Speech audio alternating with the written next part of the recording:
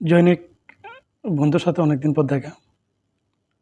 কুশল বিনিময় শেষে অনেক গল্প-টল্প হলো।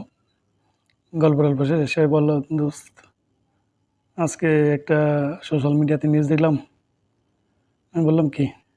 সে বলল, "বিয়ের প্রলোভন দেখিয়ে ধর্ষণের অভিযোগে ৭ বছরের কারাদণ্ড। যদি বিয়ে না করে আরকি।" তো আমি বললাম, "তো বাস ভালো তো।" সে বলল, "কেমনে ভালো? এর সংখ্যাটা কি? মানে বিয়ের প্রলোভনে ধর্ষণের সংজ্ঞাটা কি?" আমি বললাম, "সংজ্ঞাটা বলতে এই, যেমন ধর তোর সাথে যেকোনো একটা মেয়ের রিলেশন চলতেছে। এর মধ্যে তোরা ফিজিক্যালি মেলামেশা করলি। করার পরে তুই মেয়েটাকে বিয়ে না করলি। তাহলে এটাই হলো কি? বিয়ের প্রলোভন দেখিয়ে ধর্ষণ।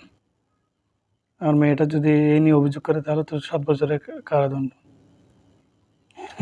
আমার কথা শুনে বন্ধু হেসে বলল, "আচ্ছা, যদি ধর তার সাথে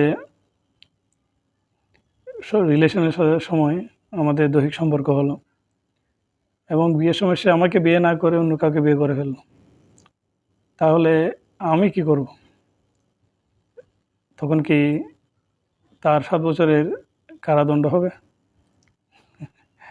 আমি বললাম, "এটা তো জানি না। এটা কি আসলে কি, এর সংজ্ঞাটা জানি না।